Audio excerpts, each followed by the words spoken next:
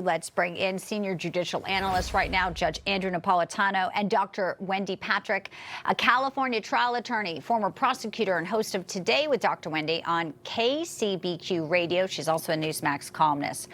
Okay, so a lot of major decisions as we await birthright, which is obviously going to be tomorrow. It's going to be massive. Let's dig into today. First to you, Judge. Lisa Cook. Trump can't fire her from the Fed, but he can fire FTC Commissioner Rebecca Slaughter. I guess a lot of people look at them and say, why are they different? And do you agree with the nation's highest court on how they came down on these two? Well, the short answer from my perspective is yes, I do agree. The independent agencies are appointed by the president, but they're actually agencies in the executive branch. They're not truly independent. They set policy in accordance with what the president wants. This is what the court found, and therefore the statute which prohibited him from firing them is unconstitutional. That statute's been upheld for 95 years, and this goes back to the FDR era. The court invalidated the statute and says he can fire a person on an independent agency, here the Federal Trade Commission, because he wants someone there in place of that person who will do the job the way he wants it done. Federal Reserve is different. The whole purpose of the Federal Reserve was to be an independent entity, not recognized under the Constitution, but not in the executive branch, not in the legislative branch, not in the judicial branch, but truly independent. If the president could fire a member of the Federal Reserve because he didn't like her rulings, then that entity would not be independent. She's not off the hook. This case goes back to a trial court to see if she committed mortgage fraud. That's an entirely different case, and one that'll probably come back to the court again. Yeah.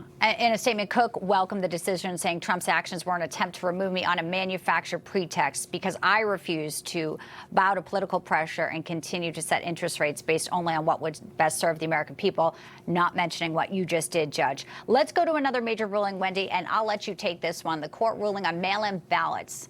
More than a dozen states count mail-in ballots after Election Day. This was based on a Missouri case.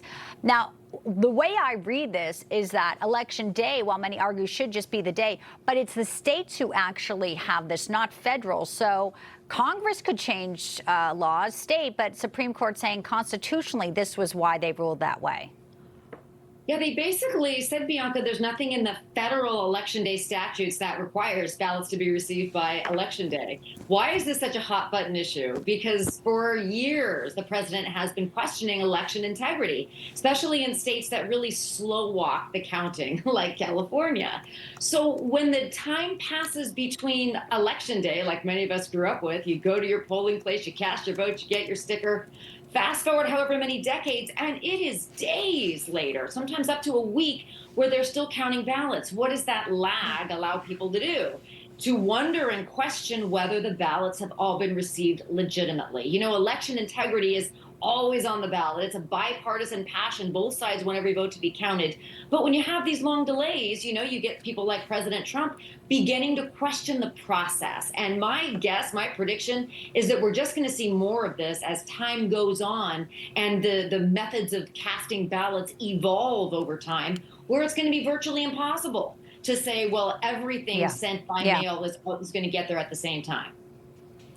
It's a big loss. It was a Mississippi law allowing officials to count ballots. 5-4 decision. Judge, was this the right call by the justices? Well, you know, one way for conservatives to look at this is it's a victory for states' rights. The states regulate these elections. So this opinion doesn't say the states must count them after Election Day. It says the states may count them after Election Day. It also sends a signal to the Congress. Maybe that SAVE Act is something they should take a second look at, because there's a language in there that would prevent this from happening.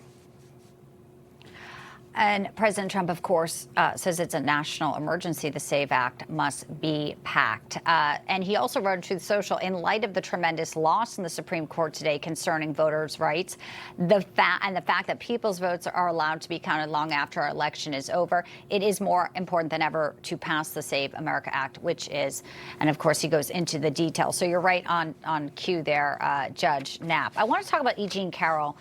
The court has denied President Trump's appeal of this sexual abuse and defamation verdict, not issuing any opinion. President Trump also had a reaction on Truth Social to this as well, saying, surprisingly, the Supreme Court declined to, quote, review a fake case brought against me by a woman I never met, decades old, celebrity photo line, standing with her husband does not count. I will continue the fight against this weaponization and lawfare case against me, including the ridiculous claim of defamation, with all my power and strength. Okay, she won $83.3 million in a separate defamation suit. Where does this go from here, Wendy? There's been so much talk about this case, the way she was funded, the way the initial case was even brought with the extension of the statute of limitations. Many said it was all politically motivated. Yeah, you know, where it goes from here is probably going to be a lot more visible on social media than in the court system because, I mean, let's face it, the Supreme Court is the law of the land. We have nobody to appeal it to. But President Trump has been using these SCOTUS decisions basically as talking points. And here you see he took the opportunity to declare himself innocent yet again. But when you put this case in context with some of the other major issues that were discussed this term and the rulings that have come out, you know, the president had two big wins just last week, late last week on Friday, and he's probably immigration, not going to have a tomorrow. Yeah, with birthright citizenship. So he's kind of rolling with the punches. I think the real blockbuster decision that's going to take up most of the oxygen in terms of what the president's going to focus on is going to be tomorrow, if we're going to get that decision coming out, which is not probably going to be in the president's favor. But the E. Jean Carroll case, as well as so many of the others that are on the docket, just sort of illustrate the fact that, you know, the president will continue to fight these battles, but it's going to be more difficult now that the Supreme Court has refused to review this one.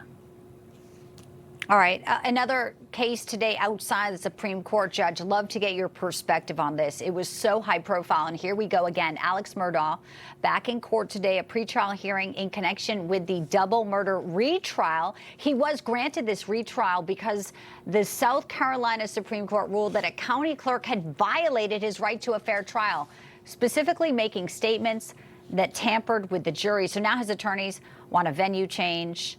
They want new DNA testing. This is going to be something that's going to be fascinating yet again, because I don't know if they're going to change the venue, but new DNA testing, what could the defense find with that could maybe get him off the hook?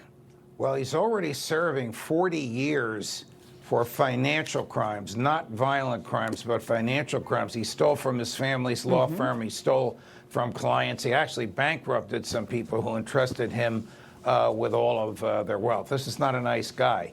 But he is going to get a new trial on the murder case because this clerk basically said to the jury, don't believe him. We all know he's guilty. Watch the way he testifies. So you can't have that kind of interference. The new DNA testing, I don't know what that is going to prove.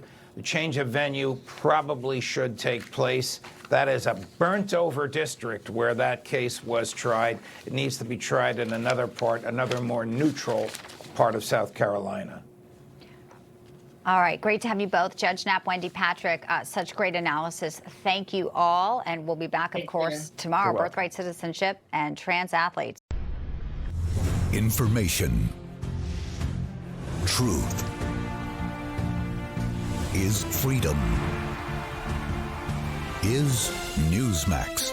It's real news for real people.